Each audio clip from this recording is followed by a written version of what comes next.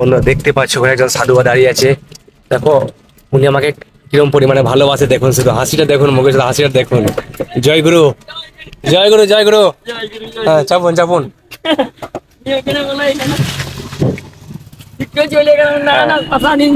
দেখতে পাচ্ছ বন্ধুরা, এই মহারাজ আমাকে কতটা ভালোবাসে। মহারাজ আপনার নামটাও বলে দেন তো। আপনার নামটাও বলে দেন। নাম হচ্ছে সন্ন্যাসী নন্দ সরস্বতী।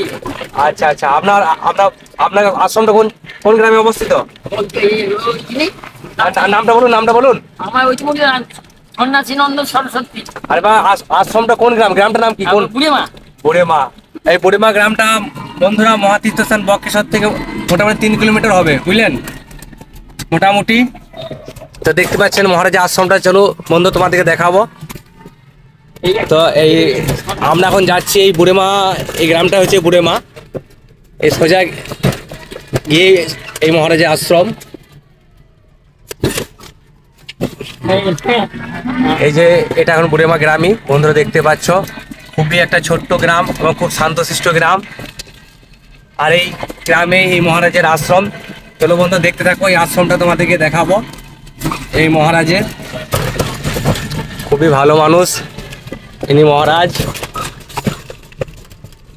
তোমরা দেখতে থাকো এই আশ্রমটা। আর এই রাস্তাটা হচ্ছে বক্রেশ্বর যাবারই রাস্তা।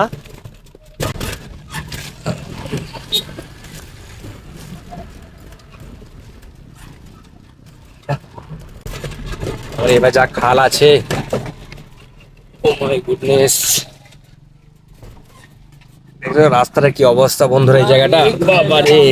হ্যাঁ হ্যাঁ, চলে এলাম।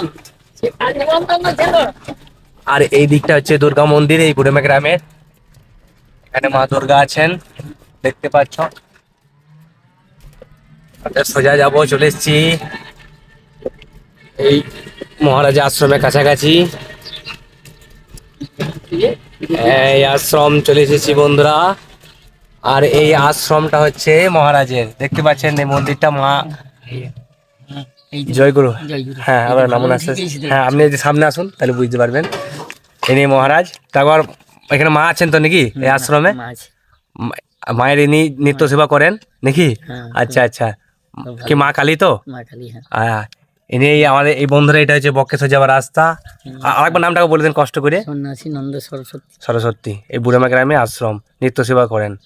আচ্ছা, জয় গুরু, জয় মা কালী, জয় মা কালী, হর হর মহাদেব।